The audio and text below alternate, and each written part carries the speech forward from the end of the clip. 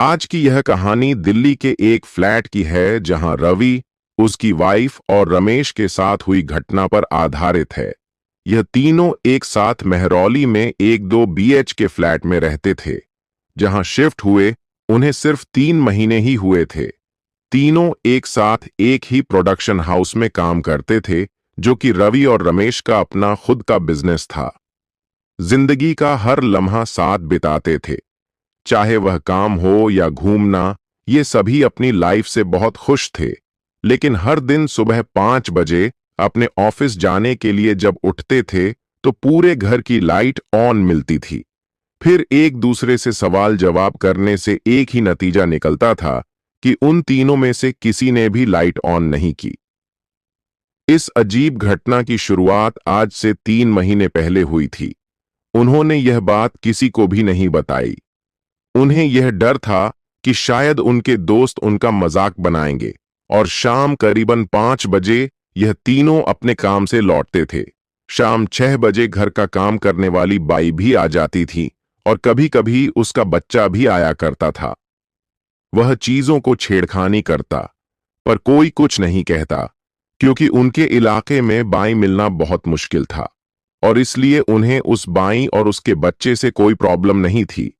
लेकिन एक दिन अचानक हद ही हो गई।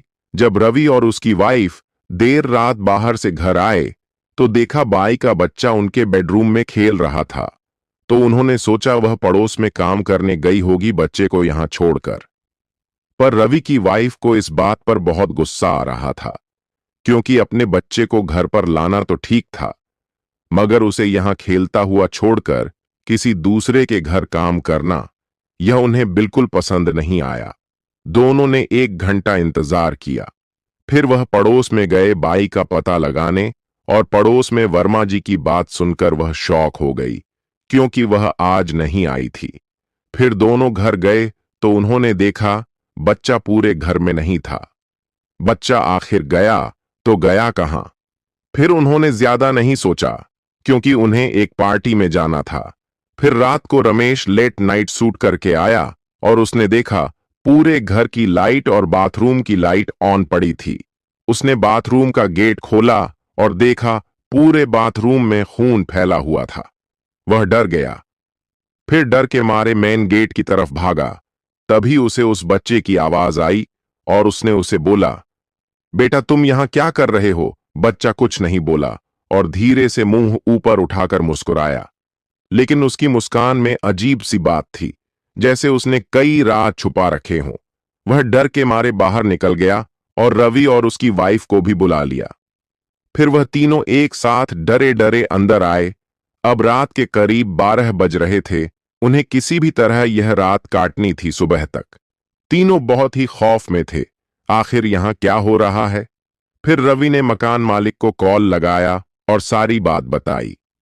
तब मकान मालिक ने उसे बताया कि कुछ साल पहले यहां एक परिवार रहा करता था, जिसमें पति पत्नी और एक बच्चा था। कर्ज के बोझ होने के कारण पहले उसने अपनी बीवी बच्चों को मारा, फिर खुद मर गया। ये सब जानने के बाद वहां रहना तो दूर, वहां एक पल गुजारना भी मुश्किल था। तीनों रात भर बहुत डरे हुए थे।